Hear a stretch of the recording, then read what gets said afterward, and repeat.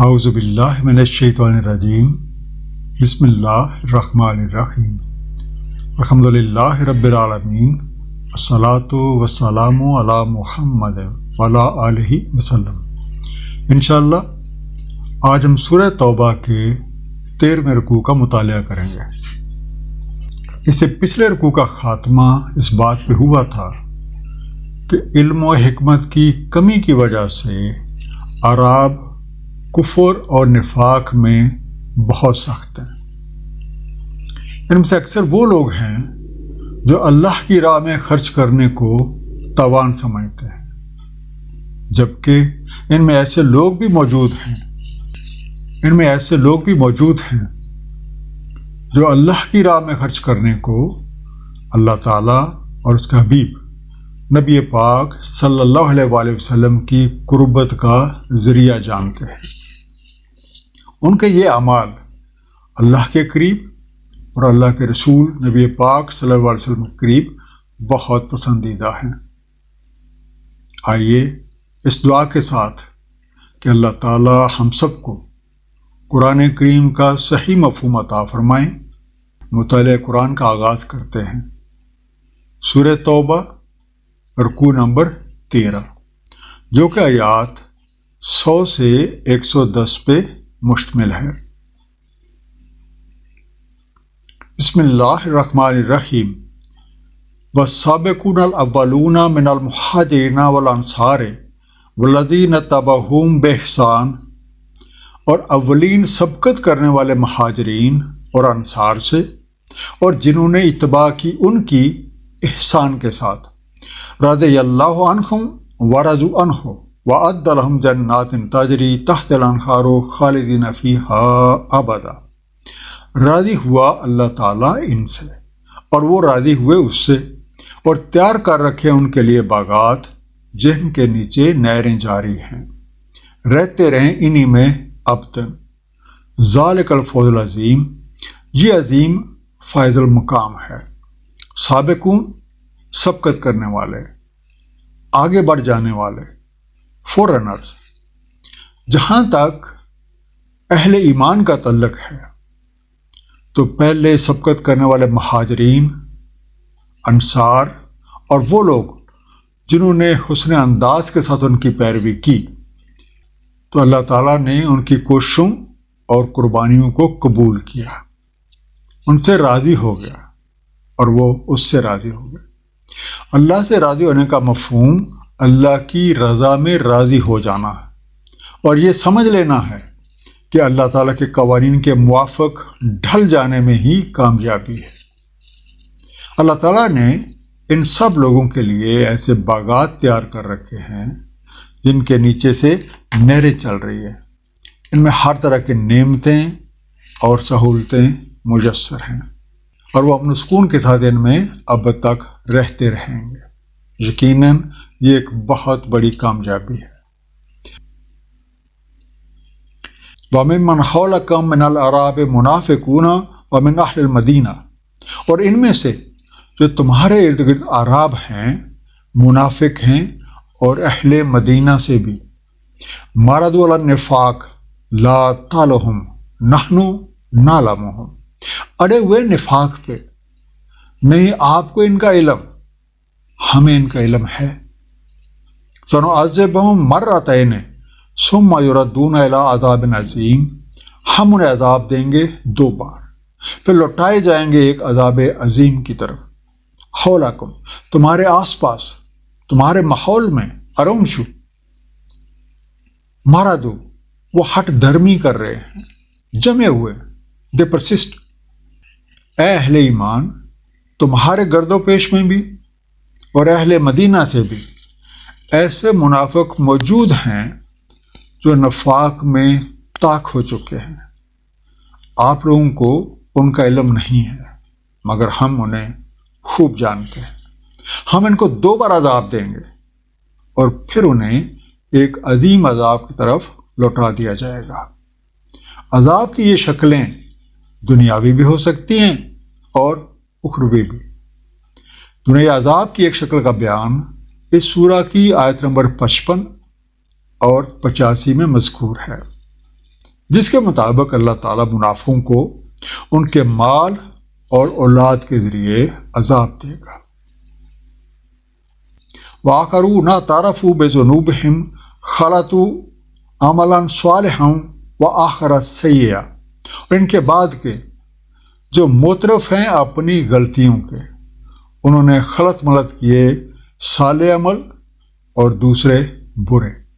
عَسَى اللَّهُ أَن يَتُوبَ عَلَيْهِمْ ان اللہ غفور الرحیم، قریب ہے کہ اللہ تعالیٰ توجہ فرمائے ان پہ، بے شک اللہ تعالیٰ غفور الرحیم ہے۔ اعترفوا، انہوں نے اعتراف کر لیا ہے، ایکنالجڈ۔ خالطوا، انہوں نے مخلوط کر لیے، ملا جلا دیے، دے مکسڈ اپ۔ ان منافقوں میں سے وہ لوگ بھی شامل ہیں جو اپنی غلطیوں اور کوتاہیوں کا اعتراف کرتے ہیں۔ انہوں نے دراصل اچھے اور برے اعمال کو گڈ کر دیا ہے۔ ہو سکتا ہے یہ لوگ بڑے اور طاقتور منافقوں کے ظاہری روب کی بدولت ان سے ملے ہوئے تھے، جس کی وجہ سے انہوں نے کچھ برے کام بھی کیے، جبکہ ان لوگوں نے اللہ تعالیٰ اور اس کے رسول نبی پاک صلی اللہ علیہ وسلم کی اطاعت میں کچھ اچھے عمل بھی کیے۔ اب جبکہ وہ خلوص نیت کے ساتھ توبہ کے خواستگار ہیں اور اپنی غلطیوں کا اعتراف کر رہے ہیں اور اصلاح پہ آمادہ ہیں، تو امید ہے کہ اللہ تعالیٰ ان پہ نظر کرم فرمائے گا، ان کی توبہ قبول کرے گا اور انہیں سامان مغفرت مہیا کر دے گا۔ اتنا یقین دلانے کی ضرورت اس لیے ہے کہ ہمیں اللہ تعالیٰ کا عرفان نہیں ہے، اس لیے اس کے بارے میں ہمارا گمان بھی درست نہیں ہے۔ اللہ تعالیٰ تو غفور رحیم ہیں، وہ سچے دل سے توبہ کرنے والے کی توبہ قبول فرماتے ہیں اور کبھی جتاتے بھی نہیں ہیں۔ خذ من اموالہم صدقۃ تطہرہم وتزکیہم بہا وصلی علیہم، آپ ان کے اموال سے صدقہ لیں، انہیں پاکیزہ کریں، ان کا تزکیہ کریں اس سے اور رابطہ رکھیں ان سے۔ ان صلاتک سکن لہم واللہ سمیع علیم، بے شک آپ کا رابطہ ان کے لیے باعث تسکین ہے، اللہ تعالیٰ سننے والا، علم رکھنے والا ہے۔ صلی، تعلق رکھیں۔ اس توبہ کی عملی شکل یہ ہوگی کہ نبی پاک صلی اللہ علیہ وسلم ان لوگوں کے مال سے صدقات قبول فرمائیں اور اس کے ذریعے سے ان کی ظاہری اور باطنی پاکیزگی کا بندوبست فرمائیں، ان کو اپنے ساتھ رکھیں، ان کے حق میں دعا کریں، کیونکہ آپ کا ساتھ اور آپ کی دعا ان کے لیے باعث تسکین ہے۔ اس آیت سے یہ بات بھی واضح ہو جاتی ہے کہ جن اعمال اور جن عبادات کے ساتھ نبی پاک صلی اللہ علیہ وسلم کی نسبت نہیں ہے وہ قبول نہیں ہوتے۔ الم یعلموا ان اللہ یقبل التوبۃ عن عبادہ ویأخذ الصدقات، کیا انہیں معلوم نہیں کہ اللہ تعالیٰ قبول فرماتا ہے توبہ اپنے بندوں کی اور لیتا ہے ان کے صدقات۔ وَأَنَّ اللَّهَ هُوَ التَّوَّابُ الرَّحِيمُ، اور یہ کہ اللہ تعالیٰ ہی توبہ قبول کرنے والا، رحم فرمانے والا ہے۔ لوگوں کو یہ بات معلوم ہونی چاہیے کہ اللہ تعالیٰ اپنے بندوں کی سچی اور عملی توبہ قبول فرماتا ہے اور ان سے صدقات کی پذیرائی کرتا ہے تاکہ انہیں ظاہری اور باطنی پاکیزگی حاصل ہو جائے۔ اور اس کا طریقہ اللہ تعالیٰ کے حبیب نبی پاک صلی اللہ علیہ وسلم کے ساتھ اپنے تعلق کو مضبوط بنانا ہے، کیونکہ یہ پاکیزگی انہی کی زیر نگرانی تربیت سے حاصل ہو سکتی ہے۔ وَقُلْ اعْمَلُوا فَسَيَرَى اللَّهُ عَمَلَكُمْ وَرَسُولُهُ وَالْمُؤْمِنُونَ، اور کہہ دیں تم عمل کیے جاؤ تو اب دیکھے گا اللہ تعالیٰ تمہارے اعمال کو اور اس کا رسول اور مومن بھی۔ وَسَتُرَدُّونَ إِلَىٰ عَالِمِ الْغَيْبِ وَالشَّهَادَةِ فَيُنَبِّئُكُم بِمَا كُنتُمْ تَعْمَلُونَ، اور تم واپس لوٹائے جاؤ گے عالم غیب و شہادت کی طرف، تو وہ تمہیں بتا دے گا جو عمل تم کرتے رہے۔ اس آیت میں توبہ کی تصدیق بذریعہ عمل کا قانون بیان فرمایا گیا ہے۔ منافقت چھوڑ کے توبہ کرنے والوں کو معلوم ہونا چاہیے کہ توبہ کی تصدیق اعمال صالح سے ہوگی۔ اللہ تعالیٰ، اس کے رسول نبی پاک صلی اللہ علیہ وآلہ وسلم اور مومنین ان کے طرز عمل کو دیکھیں گے۔ تو یاد رہے، ہم سب کو لوٹ کے اس ہستی کے سامنے پیش ہونا ہے جو ہر چھپی اور کھلی چیز کا جاننے والا ہے، تو وہ ہم سب کو ہماری کارکردگی بتلا دے گا۔ وآخرون مرجون لامر اللہ، اور ان کے بعد کے ملتوی ہیں جن کے بارے اللہ کا امر، اما یعذبہم و اما یتوب علیہم واللہ علیم حکیم، چاہے انہیں عذاب دے اور چاہے توجہ فرمائے ان پہ، اور اللہ تعالیٰ علم والا، حکمت والا ہے۔ مرجون، جنہیں انتظار میں رکھا گیا ہے، ڈیفرڈ۔ اس آیت میں منافقوں کے طائب ہونے والے گروہ کے بعد ایک اور گروہ کا ذکر ہے جو بظاہر کسی نیک کام میں مصروف ہیں۔ ان کا معاملہ صورتحال کے واضح ہونے تک ملتوی کر دیا گیا ہے۔ ان کا فیصلہ ان کی نیت اور ان کے طرز عمل کے مطابق ہوگا۔ اللہ تعالیٰ ہر ایک کے دلوں کے بید خوب جانتے ہیں۔ ان کا ہر امر علم اور حکمت پہ مبنی ہوتا ہے۔ والذین اتخذوا مسجدا، اور جنہوں نے بنا ڈالی ایک مسجد، ضرارا و کفرا و تفریقا بین المومنین، ضرر پہنچانے، کفر کرنے اور تفرقہ ڈالنے کو مومنین کے مابین، وارشادا لمن حارب اللہ ورسولہ من قبل، اور ایک گھات ان کے لیے جنہوں نے جنگ کی اللہ تعالیٰ اور اس کے رسول کے ساتھ اس سے پہلے، وَلَا يَحْلِفُنَّ إِنْ أَرَدْنَا إِلَّا الْحُسْنَى، اور ضرور حلف اٹھائیں گے، نہ تھا ہمارا ارادہ مگر بھلائی کا، وَاللَّهُ يَشْهَدُ إِنَّهُمْ لَكَاذِبُونَ، اور اللہ تعالیٰ شہادت دیتا ہے کہ وہ بالکل جھوٹے ہیں۔ ارشاد، کمینگا، کسی چیز پہ نظر رکھنے کی جگہ، آبزرویٹری اسٹیشن اور ایمبوش سائٹ۔ حاربہ، جنگ کرتے ہیں، حالت جنگ میں ہیں، وارنگ۔ یہ تو وہ لوگ ہیں جنہوں نے ایک عمارت مسجد کے نام سے بنائی، اور ان کا مقصد یہ تھا کہ اسلام کو ضرر پہنچایا جائے، کافرانہ حرکتیں کی جائیں اور مومنوں میں تفرقے بازی پیدا کی جائے۔ اس مسجد کی صورت میں ان لوگوں کے لیے ایک کمین گاہ بھی فراہم کر دی جائے جو اللہ تعالیٰ اور اس کے رسول نبی پاک صلی اللہ علیہ وآلہ وسلم کے ساتھ برسر پیکار رہتے ہیں۔ اب حالات کو ناموافق دیکھ کے یہ لوگ اہل ایمان کے سامنے قسمیں اٹھا اٹھا کے کہتے ہیں کہ ہم تو محض بھلائی کے خواہشمند ہیں، جبکہ اللہ تعالیٰ اس بات کی گواہی دے رہا ہے کہ یہ لوگ اپنے دعووں میں بالکل جھوٹے ہیں۔ سورہ بقرہ آیت نمبر 11 میں ارشاد ہے، اور جب کہا جاتا ہے ان سے مت فساد کرو زمین میں، وہ کہتے ہیں ہم ہی تو اصلاح کرنے والے ہیں۔ اس آیت مبارکہ پہ تفکر کرنے سے یہ بات واضح ہو جاتی ہے کہ کوئی بھی عبادت گاہ جس کا مقصد اسلام کو نقصان پہنچانا، کفر کا فروغ، مومنوں میں تفرقہ بازی اور اللہ تعالیٰ اور اس کے حبیب نبی پاک صلی اللہ علیہ وآلہ وسلم سے جنگ کرنے والوں کو کمین گاہ ہو، وہ مسجد ضرر ہے۔ لا تقم فیہ ابدا، نہ کھڑے ہوں آپ اس میں کبھی بھی۔ لا مسجد، اس سے سارا تقوی، من اول یوم احق ان تقوم فیہ، البتہ وہ مسجد جس کے اساس تقوی پہ رکھی گئی روز اول سے زیادہ حقدار ہے کہ آپ اس میں کھڑے ہوں۔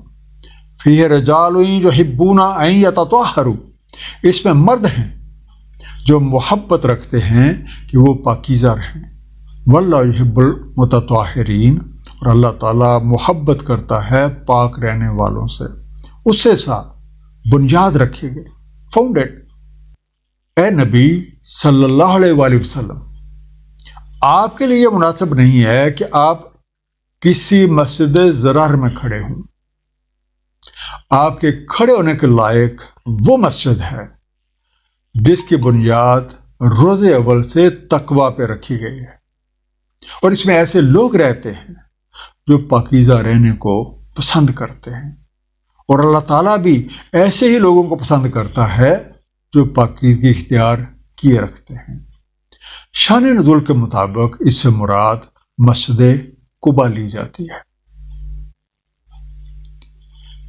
افمن اسس بنیانہ علی تقوی من اللہ ورضوان خیر، تو کیا جس نے اساس رکھی اپنی عمارت کی اللہ کے تقوی اور اس کی رضا پر بہتر ہے۔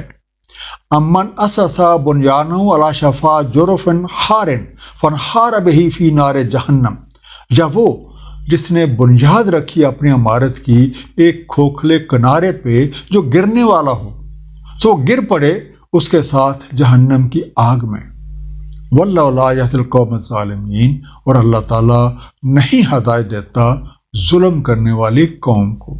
بنیانہ ہو، اپنی عمارت، ہز بلڈنگ، شفا کنارہ، ایچ، ہارن گرنے کے قریب، اباؤٹ ٹو کولیپس۔ اس آیت میں تعمیر مسجد کا قانون واضح کر دیا گیا ہے کہ مسجد کی بنیاد تقوی اور اللہ تعالیٰ کی رضا پہ ہونی چاہیے، نہ کہ نام و نمود، فرقہ بازی یا کوئی دنیاوی لالچ۔ اعمال کا دار و مدار نیتوں پہ ہے۔ اس لیے انجام کار کے لحاظ سے جس عمارت کی بنیاد اللہ تعالیٰ سے تقوی اور اس کی خوشنودی ہو، وہی سب سے بہتر ہے۔ منافقت پہ رکھی گئی بنیاد در حقیقت آگ کے ایسے گڑھے کے کنارے پہ ہے جو کسی بھی وقت اسے ساتھ لے کے گر سکتا ہے۔ بھلا جس چیز کی بنیادی شر پہ ہو، اس کے قائم رہنے کی امید ہی باطل ہے، کیونکہ جو لوگ بھی خلاف فطرت کام کرتے ہیں انہیں کبھی بھی ہدایت نصیب نہیں ہوتی۔ لا یزال بنیانہم الذی بنوا، نہیں زائل کرتی ان کی عمارت جو انہوں نے بنائی، ریبۃ فی قلوبہم الا ان تقطع قلوبہم، ان کے دلوں میں کھٹک، الا یہ کہ کٹ جائیں ان کے دل۔ واللہ علیم حکیم، اور اللہ تعالیٰ علم والا حکمت والا ہے۔ یزالو معزول کرتی، ہٹا کے دور کرتی، ٹیکس آؤٹ، وڈراز، سیزز۔ ریب سے مراد ہوتا ہے ذہنی اضطراب، بے چینی، قلق، یا آپ کہہ سکتے ہیں خلش۔ ان منافقوں نے جو عمارت مسجد کا نام دے کے اپنے مذموم مقاصد کی تکمیل کے لیے بنائی تھی، وہ بحکم ربی گرا دی گئی۔ ان منافقوں کے منصوبے ناکام ہوئے، تو وہ عمارت ان کے دلوں میں مسلسل قلق اور خلش کا کانٹا بن کے کھٹکتی رہے گی، الا یہ کہ ان کے دل کٹ کے ٹکڑے ٹکڑے ہو جائیں۔ اللہ تعالیٰ سب کچھ جانتا ہے اور حکمت والا ہے، اسے خوب معلوم ہے کہ اس کے حکم میں لوگوں کے لیے کس قدر بھلائی پنہاں ہے۔ ایک مختصر سا خلاصہ، صحابہ کرام میں اولین سبقت کرنے والے مہاجرین اور انصار، اور جن لوگوں نے حسن انداز سے ان کی پیروی کی، بلحاظ درجات دوسروں سے بلند ہیں۔ اہل ایمان اور مدینہ کے گرد و نواح میں بسنے والے اعراب میں بھی منافق موجود ہیں، اور اپنی کم علمی کی وجہ سے منافقت پہ اڑے ہوئے ہیں۔ منافقوں میں کچھ وہ لوگ بھی ہیں جو اپنی غلطیوں کے معترف ہیں، ان کے کچھ اعمال اچھے جبکہ کچھ برے ہیں، تائب ہونے کے بعد ان کا عمل ہی ان کے دعوے کی تصدیق ہے۔ کچھ منافقوں نے مسلمانوں کو ضرر پہنچانے کافرانہ حرکتیں کرنے، تفرقہ بازی کو فروغ دینے کی خاطر مسجد بنائی۔ اس مسجد کو گرا دیا گیا کیونکہ مسجد کی بنیاد تقوی پر ہی رکھی جا سکتی ہے۔ اللہ تعالی ہم سب کو قرآن کریم کو صحیح طور پہ سمجھنے اور اس پہ نبی پاک صلی اللہ علیہ وآلہ وسلم کی سنت مبارکہ کے مطابق عمل کی توفیق عنایت فرمائے۔ صدق اللہ العلی العظیم، صلی اللہ تعالی علی حبیبہ محمد وآلہ وسلم۔